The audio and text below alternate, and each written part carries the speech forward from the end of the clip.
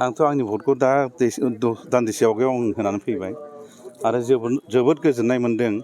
आंनि बे भट केन्द्रआव मित्रजोटनि प्रार्थी हिसाबै आंखौ बयबो ट्रेक्टरनि सावगारियाव भट होनानै देरहासार खालामनो थाखाय बयबो ओंखारबोदों बेखौ नुनो मोन्दों आरो बेनिखायनो आं जोबोद दिनै गावनि निजेनि भटखौ होखांनायनि उनाव जोबोद गोसोखौ गोजोननाय मोन्दों। गोबांजों बेसेबाङाव देरहागोन बेखौथ' नोंथांमोनानो मिथिगौ नोंथांमोना नुनो मोनगासिनो दङ जोंनि मित्रजोटनि बिजाथिखौ देरहाहोनांगौनि थाखाय मित्रजोट होनोबा जेनेबा एजिपि बिजेपि आरो इउपिपिएल एजिपि बिजेपि आरो इउपिपिएलनि दैदेनगिरिफ्रा माबादि खामानि मावदों नोंथांमोना नुबोगासिनो दङ आरो बयबो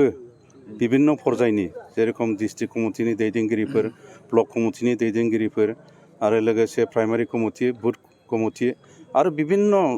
अनुस्थान प्रतिष्ठाननि जेनोखि बिगोमाफोर बिथांमोनाबो जोंनि दोलोआव भट होनांगौनि थाखाय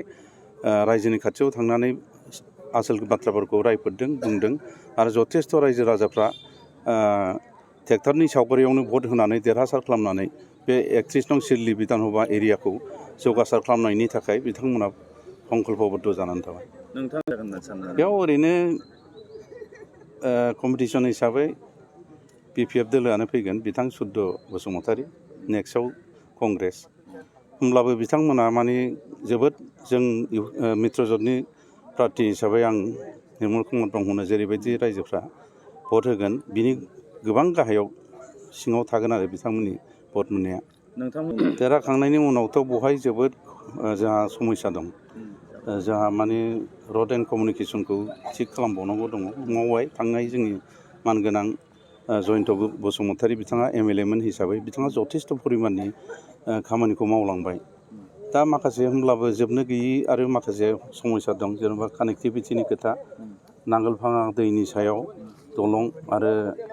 लोगोसे लांखार दै खानामाख्रा दै आरो ओरै साम्पावथि दै बे दैनि सायाव दलां लुनांगौनि गोनांथार हाबाफारि दङ दा बेफोरखौ जेरै हागौ ओरै जों आसामनि मानगोनां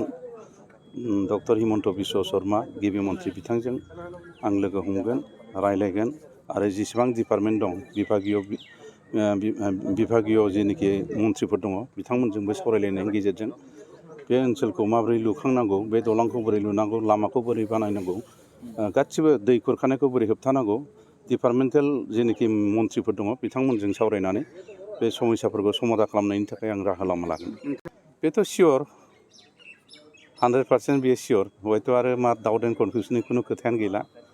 दिनै भट जोबनायनि उनाव फैगौ जेनोखि 23 तारिखआव जि रिजाल्ट जागोन बे रिजाल्टनि उननिफ्रायनो बयबो मिथिनो मोनगोन आरो बुंनो थाङोबा बेवहाय फैबाय थानाय जेनोखि काउन्सिल इलेक्सन जागोन बे काउन्सिल इलेक्सनाव आरो गुबुन दोलोआ बेबायदि कम्पिटिसन खालामनो हानाय रोखोमनि अबस्थाया थाहैनाय नङा आरो बिथांमोननिफ्राय